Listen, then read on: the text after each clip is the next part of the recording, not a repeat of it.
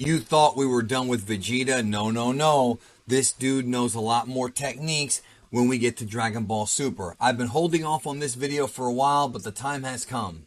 Get ready for the best and most thorough explanation of Forced Spirit Fission, the technique that Vegeta learned in the Moro arc that wound up paying dividends for him in the fight, and one that makes him one of the most dangerous characters ever. Vegeta's never been this deadly because the things you can do with Forced Spirit Fission is crazy.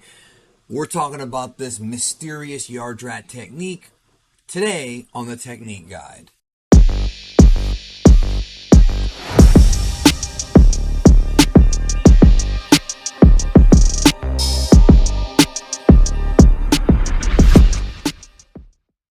For more of me, head on over to Twitch at twitch.tv/BigD Geekdom101, where I provide exclusive streams that you will not see here on YouTube and bonus content for y'all to check out, including old video games, anime, and a heck of a lot more.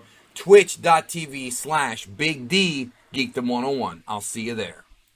Okay, so Forced Spirit Fission is a technique that was discovered and created, presumably, by the Yardrats. And in order to really understand Forced Spirit Fission, you have to understand the Yardrats' mysterious ways, starting with an understanding of what spirit control is. Let's talk about that right now. So spirit control is a modified version of key control of energy manipulation that the Yardrats have essentially mastered, and they're able to tap into very bizarre and unique abilities with spirit control that go beyond just firing ki blasts and things that are just very simplified. Techniques like instantaneous movement, cloning yourself, gigantification, where you're actually modifying molecules in your own body, healing, and Forced Spirit Fission all fall into this category. The Yardrats have the most diverse and unique moveset of any race in Dragon Ball outside of maybe the Angels. That would be it, right?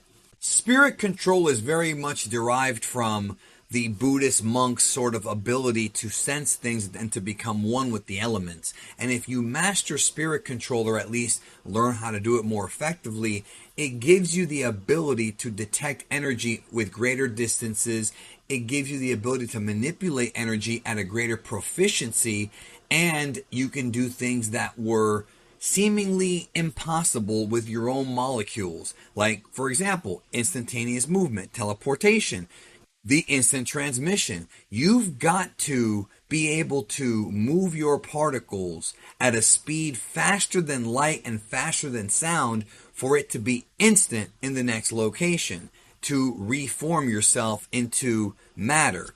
And once you are able to reach even deeper into oneself and learn spirit control, then from there you can advance into learning Forced Spirit Fission, which is one of the Yardrats' most advanced techniques. And Vegeta learns how to do it.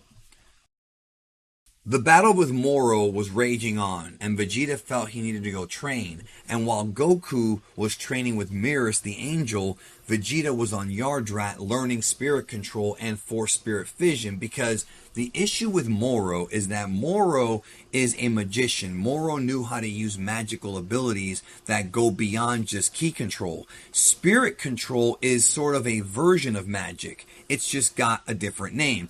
It's very interesting how these two things are kind of polar opposites. Specifically when it comes to Forced Spirit Fission, when you use it, it allows you to target an opponent, and if you can physically touch them with a blow, you can not only hurt them like you could any other blow, but you could also manipulate the particles around them and give you the power to break things apart and put it back together in a submolecular level, which is why Vegeta is able to not only take Moro's energy that he stole from other people, but he can also manipulate Genki like Goku can with the Genki Dama, the Spirit Bomb. But with Forced Spirit Fission, they kind of work together in a way, but they're a bit separate. In theory, when Goku fires a Spirit Bomb at Vegeta, knowing Forced Spirit Fission, could literally tear it into pieces. That's how strong this is. Think about how powerful this is. We haven't seen it yet, but based on what we know about the technique, we can we know he can do that. He can also add energy to it, which we literally saw him do at the end of the Moro arc. But when it comes to Moro, Vegeta was able to take power away from him, which he's been able to manipulate from the very beginning of the arc. And not only that, the statement was made in the Moro arc that with Forced Spirit Fission, you can undo fusion. And they don't specify if they can undo every type of fusion, Potara, Namekian, or Metamoran, but it's implied he can undo any fusion. So that's kind of freaky right there. So if Vegeta one-on-one faces off against a K-Flow or Gotenks, he might be able to split them before the time limit runs out. In theory, if Majin Buu from the Buu saga, the one that was absorbing Gotenks and Gohan and Piccolo, faced off against this version of Vegeta with Forced Spirit Fission, Goku and Vegeta would have never have had to go inside of him to rescue these characters. With Forced Spirit Fission, in theory, Vegeta could have taken Gohan, Piccolo, Gotenks, and anybody else that Buu absorbs directly out of him by landing one blow. This is one of the most dangerous techniques in the series because Vegeta's ability to manipulate energy, on top of the fact that now in the Granola arc he knows how to manipulate God of Destruction energy, this guy, Vegeta, is scary. I mean scary. Just think about that for a minute. And don't forget that during the climax of the Moro arc, Vegeta was able to use Forced Spirit Fission to punch the ground when Moro had absorbed the Earth to shrink Moro and to separate Moro from the Earth. Granted, he couldn't do it with just one punch, and Moro's crystals, what the source of his power was, Vegeta was still able to weaken Moro enough and then use the energy from the fighters as well as Oob to give Goku the power boost to deliver the final blow and to defeat Moro. And think about how interesting it is, too, that Goku states that he was unable to learn this technique because it was too complex for him. And also, he probably didn't have enough time when he was on planet Yardrat. Whereas Vegeta, in much quicker time than Goku was there, was able to learn not only instantaneous movement, but also Forced Spirit Fission.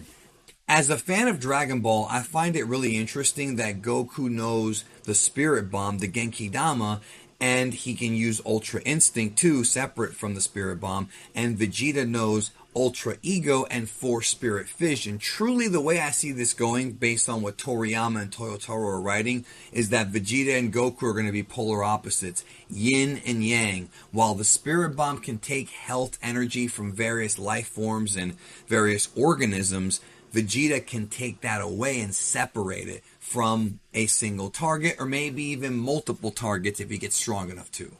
We've only seen Vegeta utilize this technique in the Moro arc thus far, but the fact that it's in his arsenal only adds to how dangerous he is, and the fact that he was able to take on Moro and really put him up against the wall with this power, to me, tells you that when we see it again in the future, whoever Vegeta faces off against, if it's a fused opponent or somebody who absorbs somebody else, he can cancel that out. And so a lot of characters from Dragon Ball Z, Vegeta could defeat with just using this technique. Like Cell, for example, in Majin Buu. He doesn't even have to fight them anymore, like actually sit there and compete man-to-man. He can just use this technique to defuse them, and he won. So, yeah, the usefulness of this move is right up there with teleportation and things like that, also healing. The Yardrats, in my opinion, have the most useful arsenal of moves and the most unique in Dragon Ball, and Goku and Vegeta have proven that. Thanks for watching this technique guide. Have a great day. I'll catch you in the next one.